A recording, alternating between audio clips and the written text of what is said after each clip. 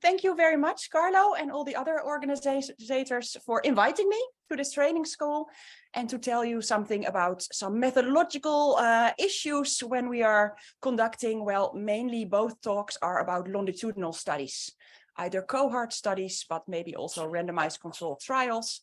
You might also be familiar with that. And I will talk about specific methods to ask specific questions about causal relationships across time, and also about what we actually measure when we are doing longitudinal studies, and whether we measure the same underlying construct across different time points. That's what both of these talks are about. So there's they have something in common. They both apply to longitudinal studies. Well, Carlo introduced me, gave me a very kind introduction already with high expectations as well. So I hope I can meet up to those expectations you might already have.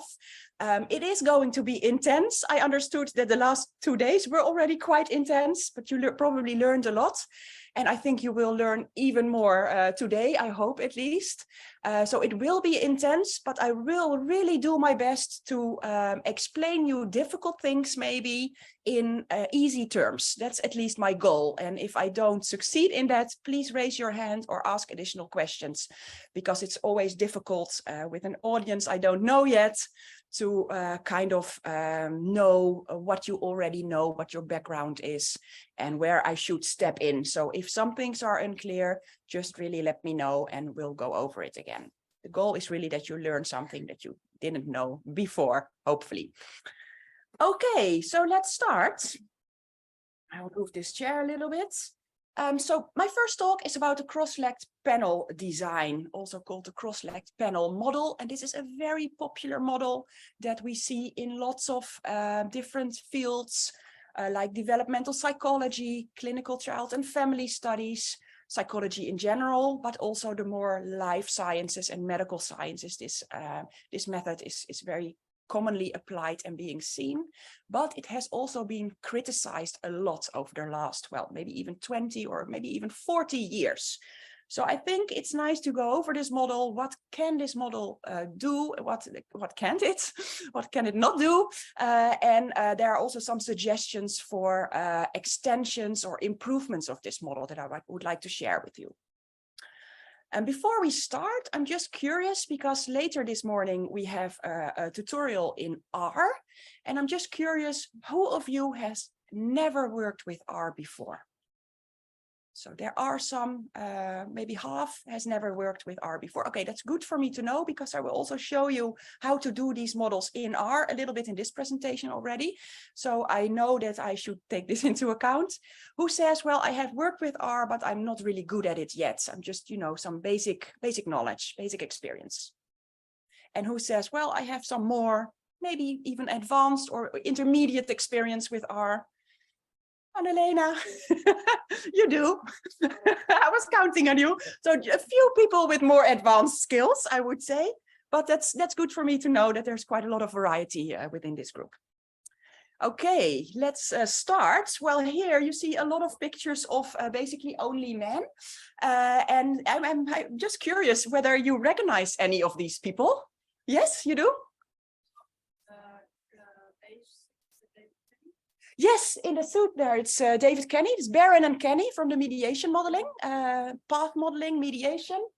Others you might recognize? I'm happy that you recognize it. That's really great.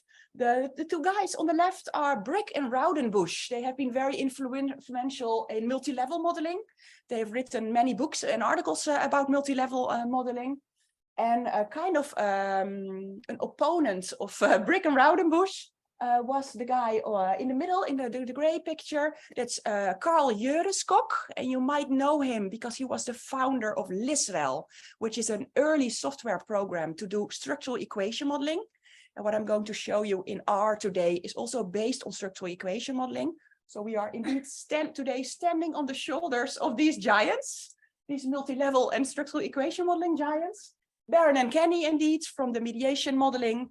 And on the left, this is my, or on the right, I'm sorry, this is my personal favorite. I've met him once, the others I never met, but this guy I met is Professor Kenneth Bollen. And Bollen has written a lot also about structural equation modeling, causal modeling as well. And he has written a great handbook about structural equation modeling. And it's kind of, I always call it the Bible of structural equation modeling. It's just my favorite book when it comes down to, well, methods in general, maybe. I really like the book. It's really a good read, so I can highly recommend it. And he has also been very influential. And many of the models that we are talking about today are kind of resting on what these smart people have already done for us in the past. Well, then related to the model we are going to talk about today, which is the cross-leg panel model, we will see David Ragosa coming back later in this presentation, already also professor in methods in the United States, already in 1980, so that's already more than 40 years ago, he has written about the problems with the cross-leg panel model. So keep this guy in mind. I will come back to him. And then these are my own supervisors when I was a student, a master's student in psychological methods. You might recognize them. This is Peter Molenaar, a professor originally from the University of Amsterdam, where I studied. Later, he moved to Penn State University, where he still works, I think. And Ellen Hamaker, who was back then in the old days when I was a master's student, she just started as a PhD student in the laboratory of Peter Molenaar, and I was her first thesis student. So she had to supervise, she just started her job and she had to supervise master students, and I was her first student. And what was the topic of my thesis? Well, you see a copy over there. I found it in my cupboard and I made a picture of it. Causality in the longitudinal panel design. So this is the cross-leg panel model, and in time series. And that was in 2003.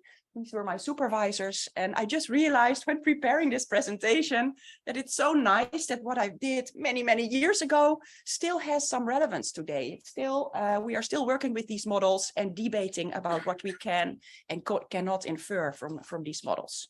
So through this presentation, I think we all stand on the shoulders of these giants today. Okay, what are we going to talk about today? We are going to talk, well, first of all, some general notions about causality in developmental science. Often we do have causal questions.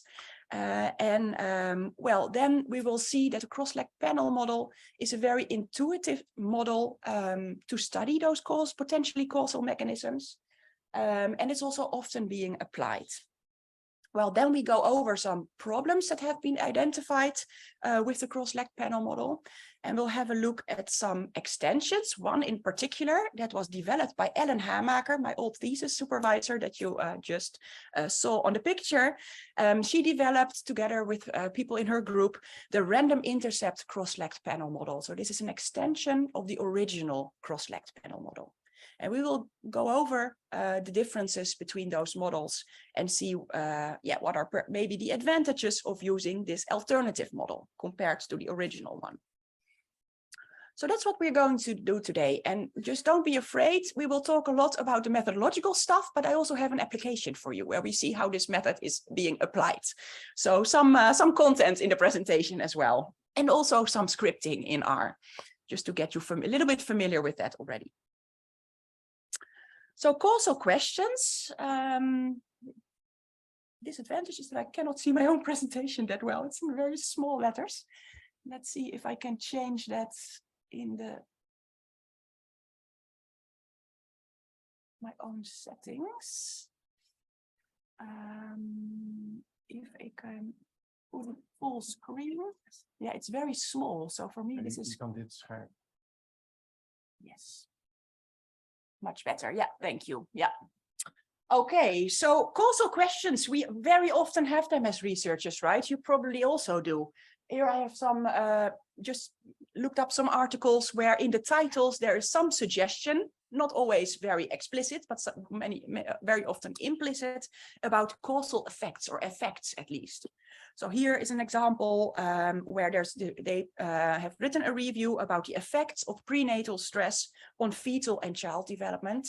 So this kind of suggests that stress, being exposed to stress prenatally, has a causal influence on how the child develops. So this suggests some causality. Well, here we have another example, the role of prenatal care in preventing low birth weights. It also suggests that if we improve prenatal care, we might prevent children being born with low birth weight. So there's also some causality being implied. Well, here we have another one from Dutch colleagues of ours about parenting and children's externalizing behavior in toddlerhood. And they talk about bidirectionality. We will come back to that term. So it also suggests some two directions of influence. So maybe parenting has an influence on child externalizing behavior. If you have display a lot of negative parenting, for example, this might have a causal effect on problem behaviors in the child. But maybe it's also the other way around. When you have a child with more externalizing problem behaviors, this might also affect the way you parent. So maybe it goes into two causal directions. So causality is also kind of implicit in this title. And here another example, evidence on the long-term effects of breastfeeding. Well, this is a hot topic, of course. Is there a causal effect of breastfeeding or all kinds of child outcomes, intelligence, school achievement, for example? There are not a lot of randomized controlled trials that investigated this because it's not so ethical. But here it's also kind of suggest, or we hope to find causal mechanisms, right? We want to know whether breastfeeding has a causal effect on all kinds of child outcomes, because if it does, we might want to recommend mothers to give breastfeeding over formula milk. So it is often very important to kind of tease apart whether associations that we might see among variables, whether they are causal. That's often an aim in our science. Well, in general for psychology, but I think this holds more in general for empirical science at all, there are 4 goals or 4 levels of what we hope to achieve with our empirical study. And I think you might have learned about this maybe in your studies when you did methods courses. Well, the kind of first goal is often to describe phenomena. So we want to describe what behaviors do occur. So what externalizing behaviors do children display, and how is that maybe related to how parents parent? We can just describe those relationships. And it's about the what. It's describing what happens. Often we want to do a bit more. We also want to explain those behaviors. Describing is often not sufficient in our minds because we want really to understand what's going on. We want to explain why such behaviors occur. Can we explain why some children have more externalizing behavioral problems than others? And is that maybe explained by the way the parents parent? Or is it the other way around? So it's about the why. Then going one step further, we might also be interested in predicting events in the future or behaviors in the future. So we want to anticipate on what happens next, because if we understand the mechanisms, we might be able to predict, well, if a parent does this, then maybe later this will lead to externalizing problem behaviors. So we want to predict across time, well, in the future.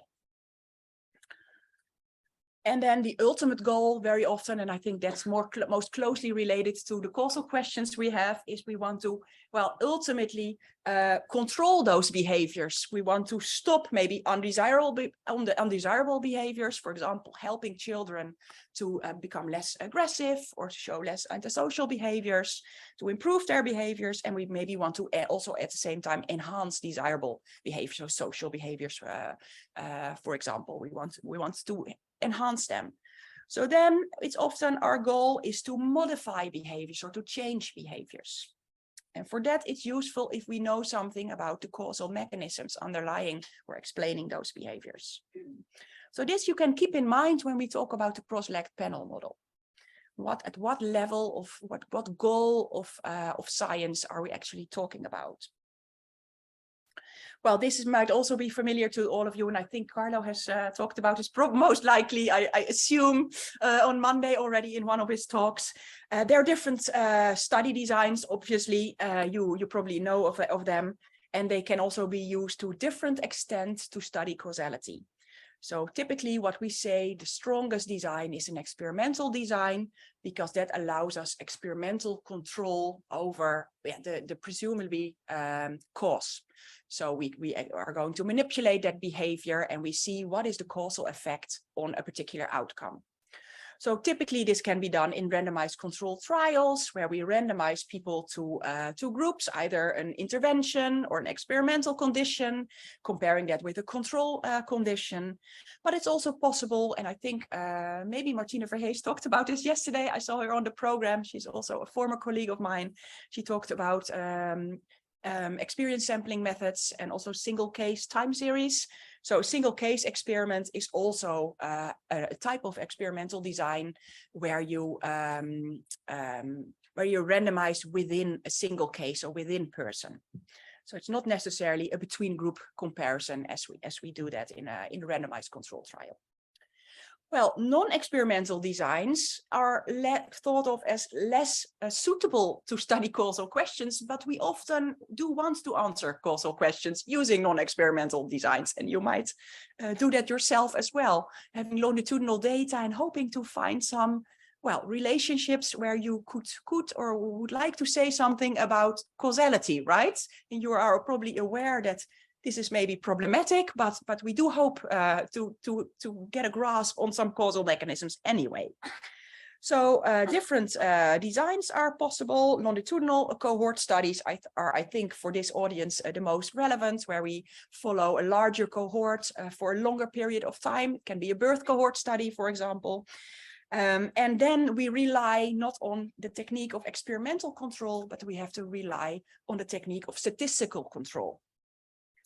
And this is also found in all methods textbooks and statistics textbooks, I think, for bachelor and master programs, that in general we say, well, 3 conditions should be met in order to be able to talk about causal mechanisms, causality. So in the first place, there should be an association between variables. So parenting behavior should be associated to externalizing problem behavior in children. If there's no association, well, it can also not be a causal relationship. There should be some temporal order that we observe. So the cause should precede the effect. Otherwise, it cannot have an effect on that other variable. So there should be a logical time order, or you should at least make it likely that this temporal order is there, that it exists, either in your data, or you should kind of make that clear.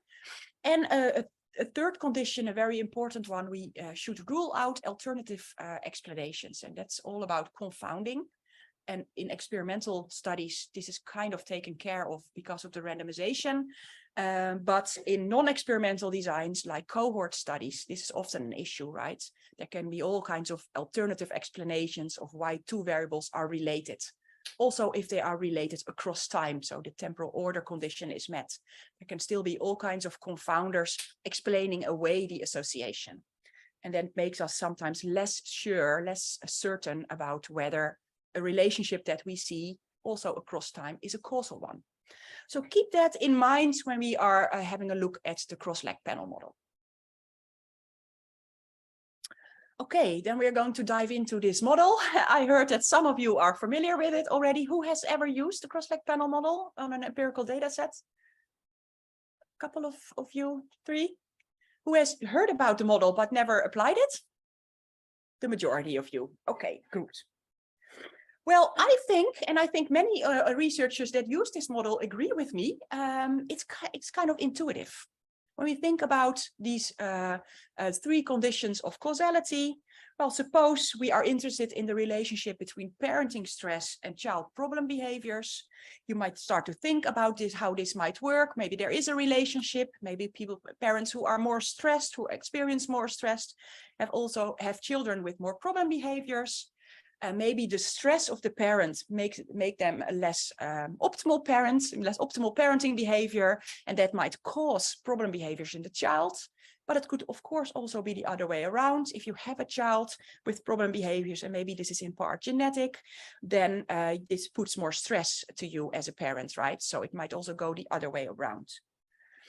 And well, suppose you have a nice birth cohort study and you have longitudinal measurements of both parenting stress and child problem behaviors. Suppose here we have 3 time points, maybe each year we have yearly measures of these variables.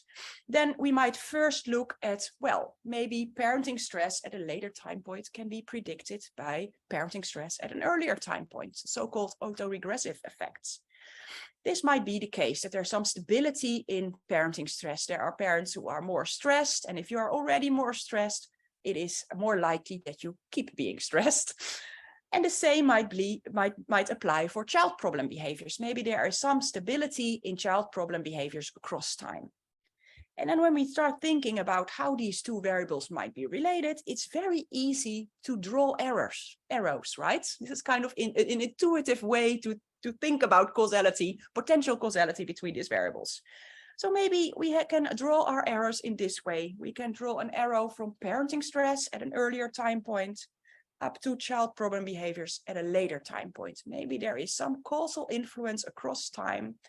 If you are being exposed to more parenting stress as a child, and you may experience some about that your parent is stressed, this may affect problem behaviors at a later time point. But it can also be the other way around. Maybe child problem behaviors predict more parenting stress. So we can also draw the arrows the other way around.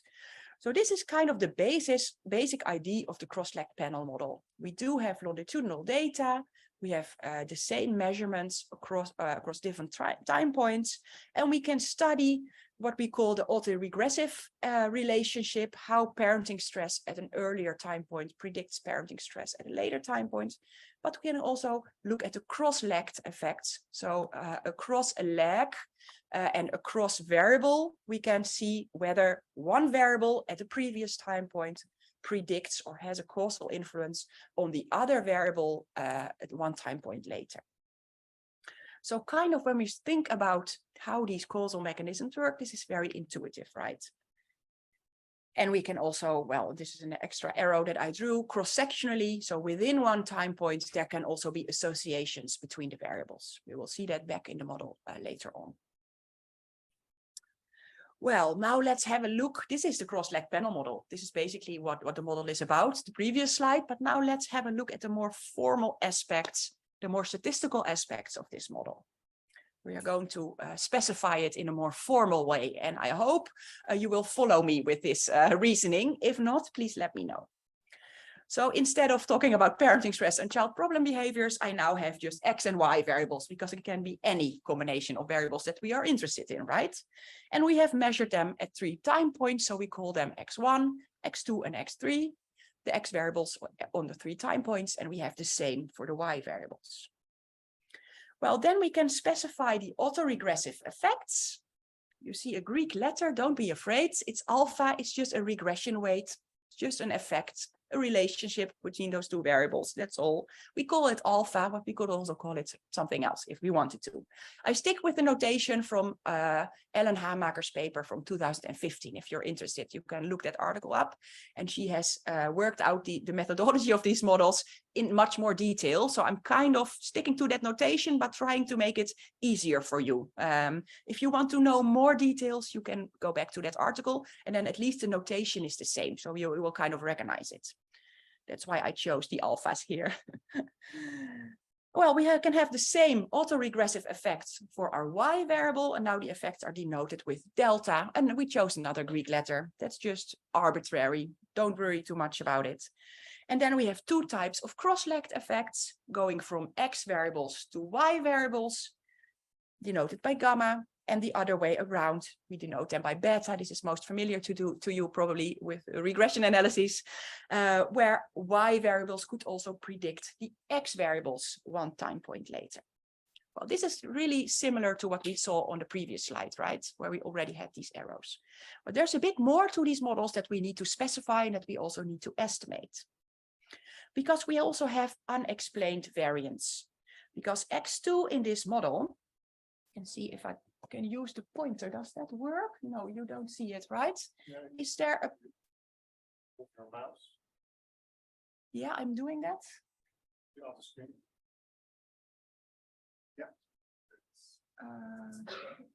Okay. You should see the mouse. Oh yeah. No, I don't see it here. Oh yeah. No, it doesn't work. I can also do it without. Is there maybe a pointer? No, there isn't. I also didn't bring one myself.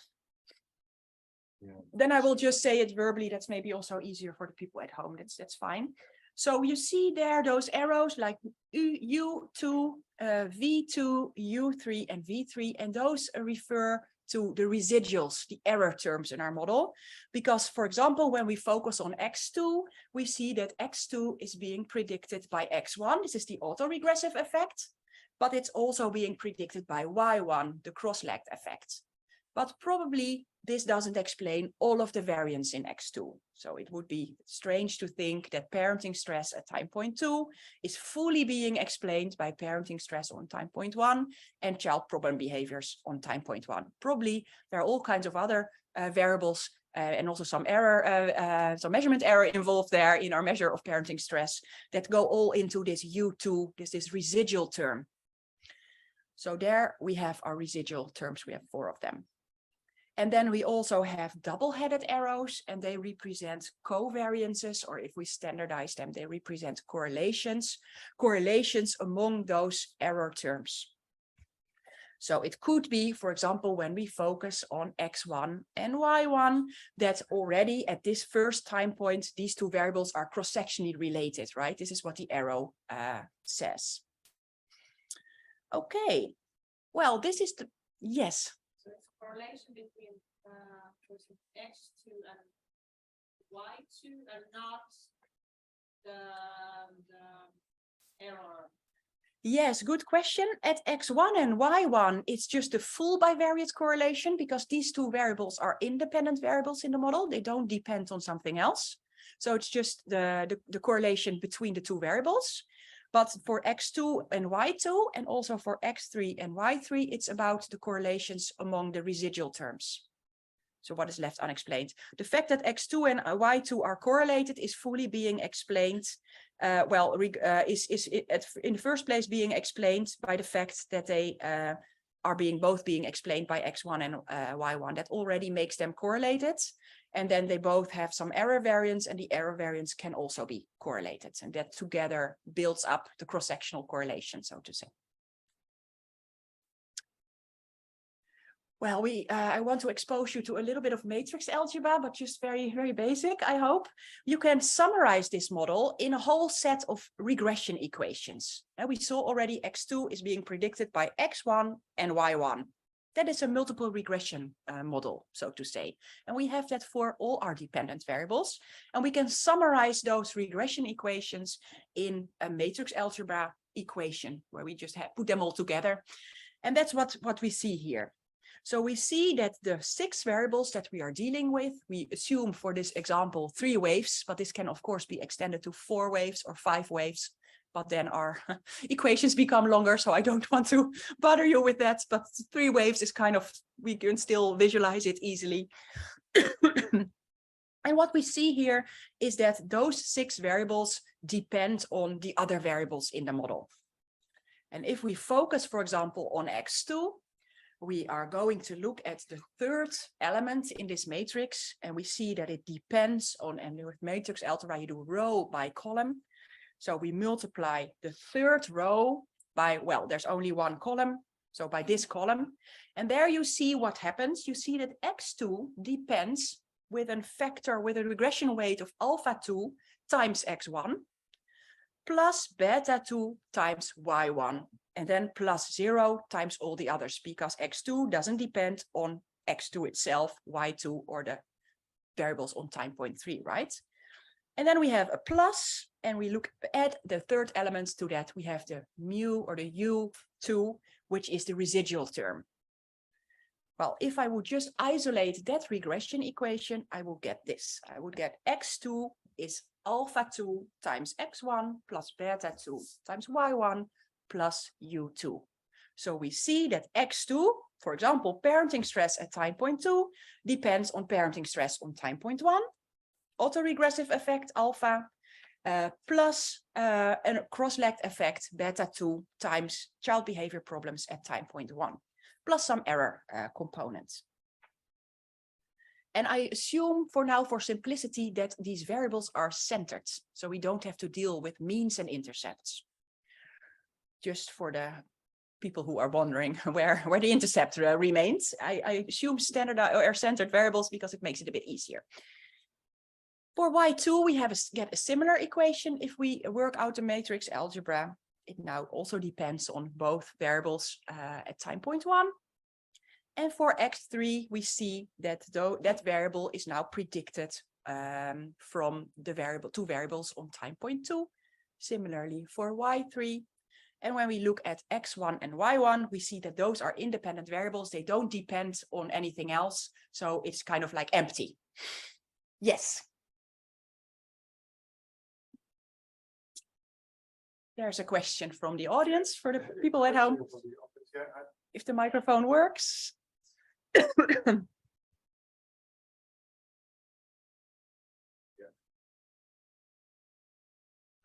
I wonder, isn't there a problem in the last factor?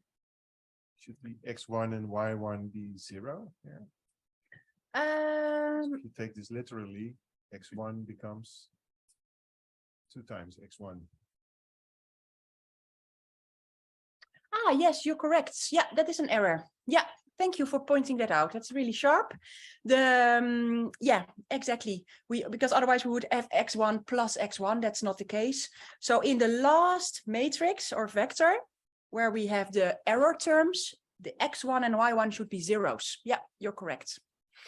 Basically, what we only do at x1 and xy is estimate the variance of those variables and the covariance between them. But this is not correct. Those should be zeros. Yeah, thank you. So we can also have a look at the variance covariance matrix of those error terms, and then we see that in addition to the autoregressive and cross-legged effects, we also estimate what I just said, the variance of x1 and the variance of y1, their covariance, the double-headed arrow. And we estimate the residual variances of the variables at time point 1 and 2, and the covariances among those residuals. So that's kind of summarizes all the important parameters that we estimate in the cross-leg panel model. Yes, Annalena, maybe use the mic.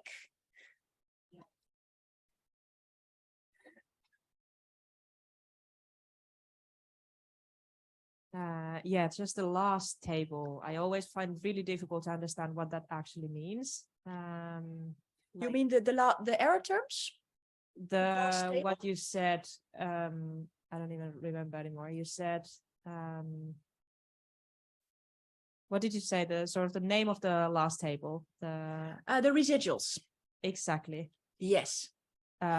Residuals, that I understand, is sort of what's left over, right? Yes, it's what left unexplained by the model. And then you said also something else. You can estimate the variance of the residuals, so the residual variance. So that's Yeah. the part of the variance of a variable that is left unexplained variance. And you can estimate the covariance among the residuals. That's exactly what I That's the one. Yeah. Yeah, what does that mean, a covariance? Well, when we think about parenting stress and child behavior problems, they can be cross-sectionally related because they are both predicted by parenting stress and child behavior problems at an earlier time point. That already makes them correlated. But they are also being influenced by other variables. And that could, for example, be, well, maybe age, child age. Maybe that predicts parenting stress. Maybe as children grow older, they become more or less stressed. I don't know. And also there's some age effect on child problem behavior. So if age is kind of part of the residual terms of both variables, they should also be correlated. So it's not necessarily just random error that these residuals represent, but it's just everything that is influencing those variables that is not captured by the model. And those influences can be correlated. They can be to some extent overlapping, like for example, if age is related to both of these variables. So that's why I also prefer the term residual over error, because error suggests random error, and that's not necessarily the case. So residual, I think, is a better term. So please note that a model with 3 waves has some degrees of freedom, so we can test whether the model fits the data well. But the model can also be applied to just 2 waves, and that's also very often being done. And then the model is what we call just identified. So we have 0 degrees of freedom. So this model, if this model is being applied to 2 variables, 2 waves, then the model will always fit perfectly. So we cannot really establish whether this is really an appropriate model or whether other alternative models would be better. That's not possible if you only have 2 waves. Well, it is a very popular model. Here I saw a review of this model, the use of this model in the medical sciences. And this paper, I think, is published in 2013, if I'm correct. Since 2009, so over a period of, well, I think, at least 5 years, more than 300 medical papers have appeared in the literature that used this model. So this is really, many people use this model. But they say, well, often only a single model was performed, and potential alternative models, like I just talked about, have not been considered. And also in 49% of the studies, only 2 time points were available. So they were not even able to evaluate alternative models. But it is indeed a very popular model also in psychological science. Well, let's go over some problems with the cross-leg panel model. Well, there are some issues with interpretation, and I think I mentioned 3 of them, and on the next slide also some other issues, but we might even come up with more. Well, first of all, it's often in these kind of studies very difficult to determine what is the optimal time lag. If we hope to find some causal mechanisms based on a non-experimental study, which you could already debate about, then we should be very sure, or we should at least have some idea about the optimal time lag. If parenting stress causes problem behavior in children, at what time scale does this causal effect occur? Does it occur immediately when you are stressed as a parent? Then immediately this causes a reaction in the child, right? It starts kind of being difficult and begging for your attention. This is like maybe in seconds. But in longitudinal cohort studies, we typically have waves of measurements, maybe with a couple of months in between, but often years in between. Can we assume that causal mechanisms between the variables that we are interested in occur on this timescale? Often we just deal with the timescales that we have in our cohort study. So this is something to keep in mind. You might miss out on such cross-lagged effects because the timescale is simply not appropriate. So it's something to think about. So maybe child problem behaviors should not be measured on a long time scale, but you should have more intense measurements, like in time series analysis, that are better suitable to detect those causal mechanisms if they are there. Well, second, most of these models don't take measurement error into account, but often our variables are based on questionnaire data, for example, and we know that they are to some extent unreliable. So we should take that unreliability, that amount of measurement error into account. If you don't do that, you can get biased estimates for your autoregressive and your cross-lagged effects. And then what about ruling out alternative explanations? I think that's the most important one. Well, typically, the idea of this cross-leg panel models, people who defend this model, they say, well, of course, there can be alternative explanations, then can be all kinds of third variables, confounders that also have an impact on the variables that we study bivariately.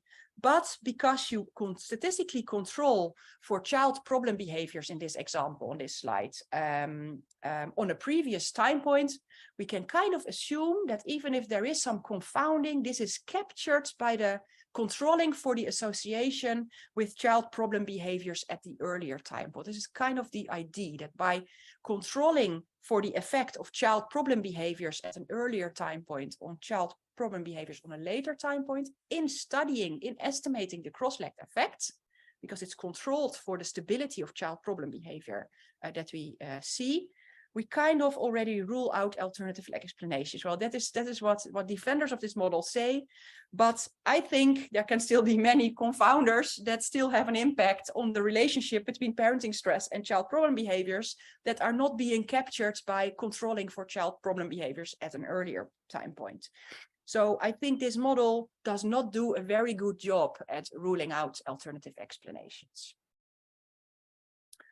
Well, what also has been noted is that because we statistically control for the stability for the autoregressive effects when studying the cross-legged effects, it has been noted in practice, and you look it up in many applied articles, that very often stability determines the causal conclusion. So which causal direction the effect goes into.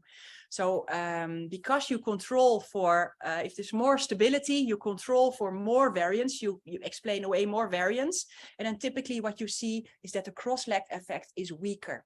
And for the variable that is less stable, you see a stronger cross-legged effect. And this is not necessarily what you want.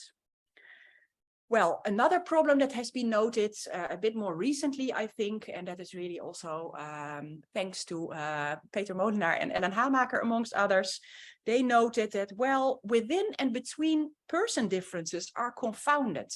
This model really looks at cross-legged effects, potential causal mechanisms at a between person level.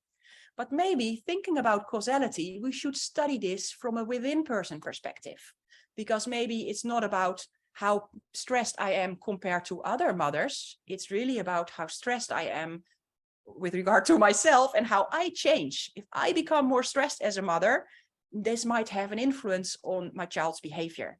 And then it doesn't really matter how I compare to all the other parents in the world, right? So we should look at those causal mechanisms within persons or within families when we apply it to this example. Oh, I do get a message. I hope I'm still, people can still hear me at home. I'll just check in the chat. Yeah, I see no messages there, so I hope that people can still hear me well. Oh, I stopped sharing, maybe. No. Oh, yeah, it's now. Yeah, okay. Yes, it's visible again. So all these issues people have been studying, and they concluded that in many instances, the cross-legged effects that we estimate, they are biased. So we should be really careful with this model. Well, in fact, I already talked about David Ragosa in the beginning of my presentation. David Ragosa kind of knew this already in 1980. It is a really nice article to read. It's methodological, so it's not easy, but he kind of worked out this problem already for the cross-legged correlation, which is not the same as the cross-legged effects that we estimate in the cross-legged panel model, but it's just looking at those cross correlations, how X1 correlates with Y2 and the other way around. And by just looking at the difference between those correlations, at this time, people thought they could infer causal predominance, whether it's one way or the other way, where the effect goes. And David Ragosa, for these correlations, he worked out really neatly what are the problems, and the same problems that I just mentioned, the problems with stability and the problems with measurement error, they also apply to these cross-legged correlations. So he already said, well, be careful with these cross-legged correlations. This is not a sound basis for causal inference. So this is kind of the model I try to depict, make double-headed arrows representing just correlations rather than regression weights or coefficients. Well, then Ellen Hamaker took up on this in 2015. She published a paper together with colleagues, a critique of the cross-legged panel model. And she arrived at similar conclusions. She said, well, the legged parameters that are obtained with the cross-legged panel model, they do not represent the actual within-person relationships across time. And this may lead to erroneous conclusions regarding the presence of causal influences, but also the predominance, whether it's in the one direction or into the other direction, but also even the sign of causal influence. So we could even be wrong in terms of whether there's a positive effect or a negative effect. And in the same paper, she proposes an alternative model that separates the within person process from the between person differences. And I see I have 10 minutes left, so I will do my best to guide you through this. So basically what she says is we should not just look at between person differences as we do in the cross-leg panel model. We should really take a multi-level perspective to longitudinal data. And the idea of a multi-level model for longitudinal data is that we separate between person variance from within person variance. So if we think about parenting stress being measured in a large birth cohort, so many parents across time, we can say, well, there's a lot of variation in parenting stress scores that we see in all our scores of parenting stress, but we can divide that into two components. We can divide that into a component where we estimate the between person variance. So to what extent do parents differ in parenting stress, regardless of how they change across time? And we can look at the within person variance within a person. How much variation is there in parenting stress scores across time? So this is basically the idea, separating the total variance of parenting stress of our other variable into those two components. Well, she proposed, based on this idea, the random intercept cross-leg panel model. And I would like to briefly guide you through this model. I realize that it becomes a bit more complex, but I hope we can deal with it. So these in the pink squares are our observed variables, right? You are familiar with that now. We have two variables, 3 waves, assuming by now. Those are our observed variables and they have variance. And we can decompose that variance into a part that is between person. So there can be between person differences in parenting stress and also in child problem behavior. And there can be within person variance. And we just separate the two by having 2 latent variables. So XB stands for the between factor of our X variable. Between subject differences, between person differences are captured. This is what is called the random intercept. That's why the model is called a random intercept cross-leg panel model. And then we have the, I hope it's visible, they are a bit pale, the within variables. We have the XW, X1W, X2W, the W stands for within. So here you see that this latent variable captures the within person component. So we separate between person from within person. And at the within person level, that's all in the middle, we have our cross-leg panel model. So we regress out differences between parents in their parenting stress, and we look at, compared to their own means, their own levels, taking their own values as a reference point, how does parenting stress change within person? And that variance is being modeled and being related to the within person variables for child problem behavior, for example. So the model is very similar, but it has this random intercept introduced. So you regress out, you separate out the within person variance from the between person variance, and the cross-leg effects are estimated at the within person level. So how do changes in parenting stress within a person, how do they predict or causally influence child problem behavior, changes in child problem behavior within a person as well? Yes. The microphone is there. I don't know. Yeah, I think it works. Yeah. Okay. Sorry. Hi, good morning. I'm just wondering, so do you have to do measurements of the X1W and so on more often to get a better understanding, or is it the same time points as of the in-between? Yeah, good question. Do you need more measurements to do this model? No, you don't. This model can also be applied. Well, you need at least 3 time points. So the 2 time points no longer works because it was already just identified with the original cross-leg panel model, and we estimate a bit more, which is, for example, the variance of the between component, the random intercept variance. So for 2 waves, this model is not identified, but for 3 waves, it is. And in fact, this model is nested within the cross-leg panel model. So you can also compare the model fit of the two. You can compare the two and see which model fits better, or actually it's the other way around. The original cross-leg panel model is nested within this more extended model. So the basic idea, this is something you should kind of keep in mind of the random intercept cross-leg panel model, is that we do not only control for temporal stability. That was the I come back to you. The cross-leg panel model could do that already by modeling those autoregressive paths, but it can now also control for the time invariant trait-like stability, which are captured by the random intercept. So we control for a bit more, allowing us to study the causal relationship or the cross-leg relationships from a within person perspective. That's kind of what you should remember. This is the basic idea. Yes, there was a question. Yeah, it was on the previous slide also. I'm not sure to understand how you can test it in at the group level, the model. Whether you can test it in? As a group level, or you just At the group level? Yeah. Yes.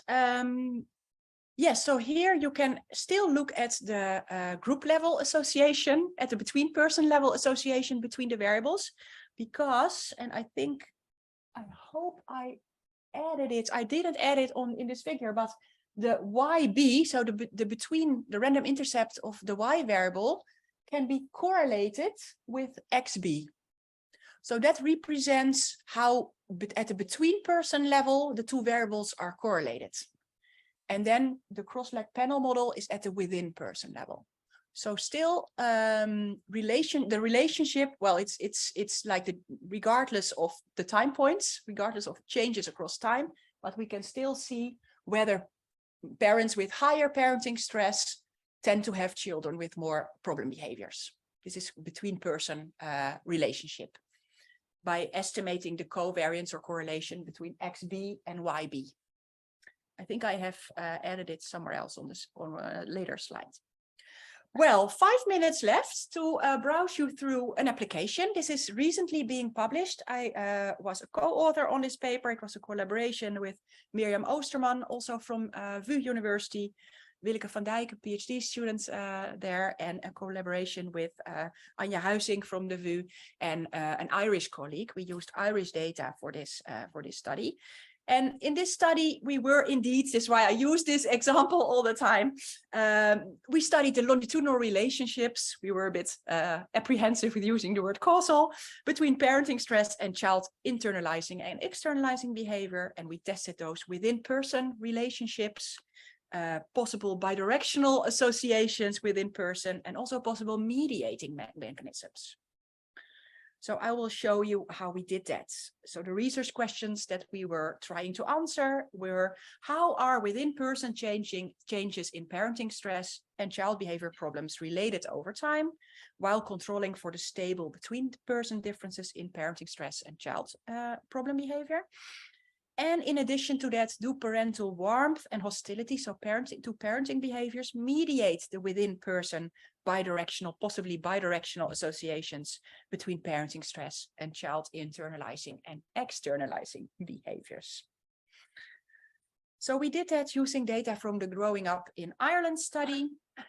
And this is a large national cohort study, also being funded by the government. It has a wealth of data, and we were fortunate to be allowed to analyze those data. And the data that we used were from more than 7,000 caregiver child diets. It was the primary caregiver, mostly the mother, that we selected for these analyses. And there were 4 waves with data on parenting stress and child externalizing and internalizing problem behaviors, going from 9 months up to 9 years. Well, here you see some information about the measures. I will not go into detail, but it's all based on questionnaire data. Also the parenting behavior, I think that's important to note, with not so many items. But well, that's what we had in this cohort study available. This is often the case. And here you see one of the pictures from the article with the results. And yes, these models are really complex, and they can contain lots of arrows and pathways and numbers. But you kind of recognize the random intercept cross-leg panel model in here, right? So the random intercept of stress and the random intercept of internalizing behavior.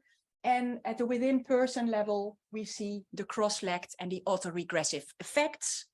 And what we see is that at the within person level, looking at the cross-legged effects, we only found a cross-legged effect going from parenting stress at age 5 to internalizing behavior at age 9. So the other direction was not found, and this direction was only found at later ages, so not yet at the age of 3.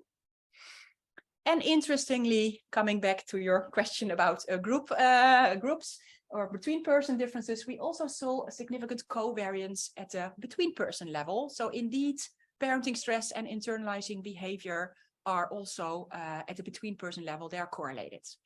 But in the cross-leg panel model, we really looked at within person changes, how they predict within person changes in the other variable. And then we only saw an effect of parenting stress on internalizing behavior from age 5 to 9.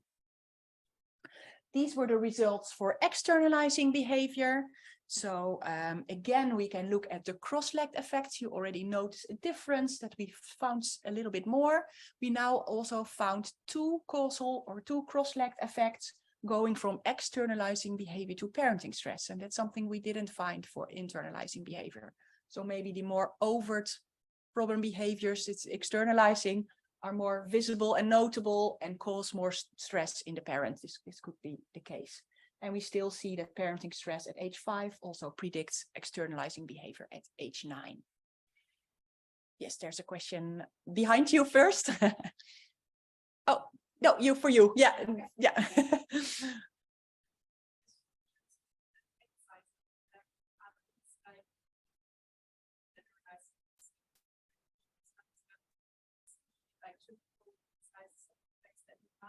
Yes. Yes, well, these are standardized effects that we reported here. So they can be interpreted as normally we would do in regression analysis as standardized regression effects. So these represent partial effects, semi-partial effects, you could say. So yes, I think you can interpret them as you would typically do with standardized regression coefficients. Although we immediately have to say, I think there are no clear guidelines on what to consider small, medium, or large for standardized regression coefficients. But yes, so these effects are quite small. That's, I think, what we should also notice. Yeah, I think in front of you, you still have a question? No, it's okay. Well, it's 10 o'clock, so I have to look at, I have some more slides, but is it fine for you if I continue 5 minutes to close the presentation? Yeah, would that be okay? Then we have maybe still a half an hour break. We can just have half an hour break. Okay, so I will do my best to finish the presentation in 5 minutes. And again, the cross-sectional or the cross-sectional association for the between person components. Well, then we try to build in a mediation in thinking about Baron and Kenny into this model. And we first asked ourselves, well, how to do this? And we were a little bit clueless. And also we looked up other studies that already, we thought maybe somebody has done this already for us, and we can just do it in the same way. And we found one article from Frederick et al. In 2021, where they indeed tried to also study mediating mechanisms. But what they just did is they just added a 3rd variable into the model. So kind of it was a trivariate cross-leg panel model, so to say. And they just estimated all the autoregressive effects and all the cross-legged effects. And you're actually only interested in some specific pathways that represent the mediation. So we realized that this is suboptimal, but we decided to stick with that because we didn't really have a better alternative. Also because we only had 3 waves available. So this was a limitation anyway. So yeah, this kind of implies that when you build in the mediator, that you're studying this mediation mechanism for a longer time lag, because actually you should already have a relationship between the T1 and the T3 variable. For our X and our Y variable, it should go through the T2 mediator. So the time lag is really already being affected in a way. Also, there's no formal mediation test. It's not easy to do that. It could probably be done building in some bootstrapping and computing some I don't know how to call it, but computing the A times B effect in the model and then performing some formal mediation. But this was also not done in this article. And yeah, it allows for all the possible lagged effects. So you also model all kinds of, and statistically control for all kinds of effects that you might not be interested in. So this is what we did. And to kind of not bother you with even more complex models, because they are already complex enough, I try to visualize it in a more easy way. This is also, of course, not a formal model anymore, but basically the idea is that warmth and hostilities were two mediators. We studied them separately, and same for internalizing versus externalizing in the models. So all kinds of different models were run. But what we hope to see was that parenting stress had an effect on warmth or hostility, and warmth or hostility had a further effect on internalizing or externalizing behavior, and also the other way around. So that's the other gray arrow. Well, what did we find? We only found a cross-legged effect that is possibly part of some mediating mechanism going from externalizing at age 3 to hostility at age 5, but it didn't translate into more parenting stress at age 9. And all the other possible mediating A times B paths were not found. So not much mediation in there was our conclusion. So parenting stress predicted internalizing and externalizing behaviors from age 5 to age 9. We also saw, in addition to that, externalizing behavior also predicted parenting stress at both time points. These within-person associations were not mediated by warmth or hostility. And yeah, we are speculating a lot in the discussion, of course, you can read it back, but I just highlighted 2 points.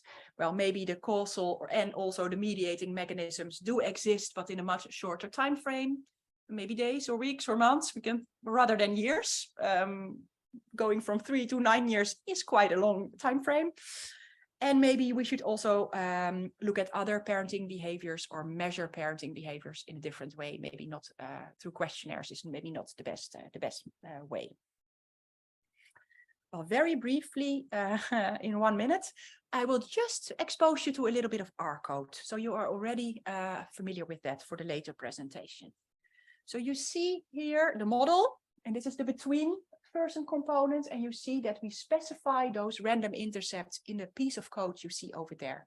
So we're going to specify all the elements of the model, and each statement refers to a part of this path model that we have on the slide. Then in a second step, you can also define the within person latent variables, the WX1s or the X1 within variables. And then in a next step, you can specify the autoregressive and the lagged effects, how the variables are related across time. And then we can specify a whole bunch of covariances and variances. I will briefly go through that. So all the residuals and the variances of them and how they correlate are also all specified in the R code. That together is the whole specification of the random intercept cross-legged panel model. And this website from Jeroen Mulder is in the laboratory of Ellen Hamaker, contains a lot of example scripts, also in M+, in case you're interested in using M+ for these types of models. So you specify your model, and then in purple, you see that you have to run your model, you have to fit the model to the data. And then, in the last step, you can ask for all kinds of output about the fitted model. So what are the results? You can ask for the results. That's basically how R works. I saw that there's a new paper that just came out. It's still on PsycArXiv. It is a critique, not of the cross-legged panel model, but of the random intercept cross-legged panel model. I thought it was funny to share with you. Just the story continues. There's still a lot of debate. And there are also some extensions of these models that you might want to look into if you are getting into this. That was my presentation. Thank you very much for your attention. Are there questions for now? Yes, there's a question. Where's the microphone? 2 questions, I think, and then we go, we head for a break, a well-deserved break. Thank you. I was just wondering, like, especially you said there was only one other paper on the mediation model in the Yes. model, so probably not for the mediation model, but because it's such a complex model with so many variables and paths in it, is there any way of doing a power analysis, or how do you know, like, how big does your sample have to be? Like, I can't remember, was it 9,000 something that you had for that This paper? was more than 7,000 7,000, pairs, yeah, okay. mother-child pairs, yeah. Or even just for the Yeah, simple. I know that recently, also in a group from Ellen Hamaker, they've written a paper about power analysis in the random intercept cross-leg panel model. So it's all relatively new, but information about this starts to come out. Yes. So you should have to read those papers. I don't know what is the basic conclusion. Probably power depends on so many factors, and the model is so complex. So it will probably really depend on all kinds of aspects of both your sample, how many waves you have, and also how complex your model is. Yeah, that it's probably not an easy answer. Yeah. I guess it's safe to say that you need a very large sample. Yes, you do, because you're studying within person changes across time. So yeah, a really small sample is definitely not, not the way to go. Yeah. Just not necessarily for now, but maybe later, if you can. I always find it difficult to know when you need to add one as an then call it as intercept. Yes. 1 times x2, for example. In the code, in the R code, you mean? Yeah, exactly. So I don't know if this is something that you could maybe then later briefly say. Yes, maybe in the tutorial for measurement Yeah. invariance, we see this also. We can have a look at some examples. Yeah, Yeah. yeah, we can. Okay, well, another question. One last question. So the model is already quite complex. Is it usual to add any confounders, or would you say with the random Yes. intercept, it's already controlled for variance? No, the debate continues, I just said, and there are also papers out there about, I think it was on my previous slide, I kind of skipped it, but how to add time varying and time invariant covariates. So it can be a covariate that is fixed, that doesn't change across time, like gender. But it can also be a covariate that in itself changes across time. For example, maybe anxiety symptoms or something else. And then those are 2 different covariates that you have to deal with, time varying and time invariant covariates. And indeed, there's a lot of discussion still about to what extent this within person approach tackles causality in a better way. And one of the issues still is that there can be all kinds of confounders, not only affecting the between person differences, but also the within person associations that we see. And indeed, these models can be extended by adding covariates, and they become even more complex. Yeah, Thank you. well, let's have a break, and then we continue after the break.